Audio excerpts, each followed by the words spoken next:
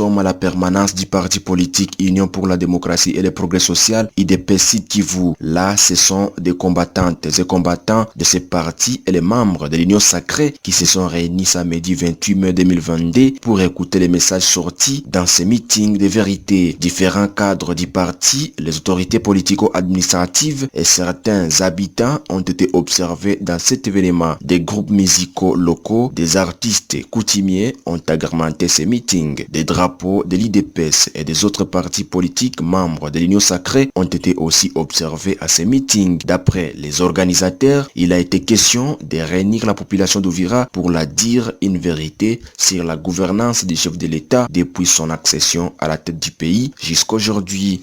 La présidente fédérale de l'UDPS Sud Kivu, Francine Mwangaza Binti Sadiki, était l'orateur principal de ces meetings. Dans son exposé, elle a loué la présence massive des combattantes et combattants de son parti et des partis politiques partenaires, ainsi que la population d'Uvira qui a manifesté l'intérêt face au message de ces partis politiques au pouvoir. Francine Mwangaza a expliqué au public différentes réalisations du président de la République, Félix Antoine Tshisekedi, appelant ainsi la population à lui soutenir pour le développement du pays. Lors d'une interview à la presse locale, la présidente de l'UDPS Sud Kivu a brossé l'essentiel de ces meetings.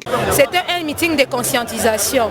On a voulu éveiller la conscience de notre population d'Uvira parce qu'on a trouvé que la plupart ne reçoivent que des informations qui sont notoires, qu'ils ramassent par-ci par-là par rapport à la gouvernance du chef de l'État.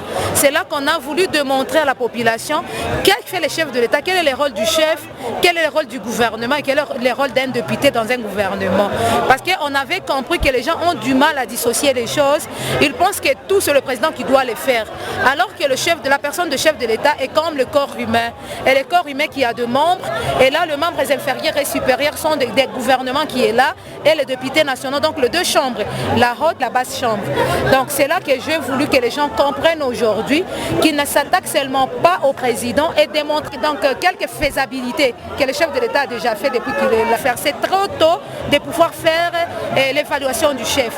On doit attendre qu'il soit à la fin mandat pour que nous puissions évaluer ce qu'il a fait au cours de son parcours. Mais quand on y est arrivé, il fallait démontrer à la population qu'est-ce qui bloque l'émergence du pays ou l'avancement des processus de développement du pays jusqu'à présent.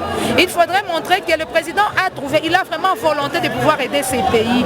Mais l'entourage ne lui rend pas la tâche facile. L'entourage, ce sont les gens qui ont quitté dans l'FCC, qui sont venus nous rejoindre dans l'Union sacrée.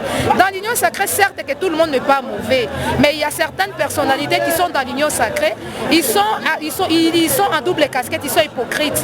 Ils ne facilitent pas la tâche, ils ne veulent pas voir que le Congo émerge. Étant donné que si le Congo arrivait à émerger, elles ne vont pas se retrouver.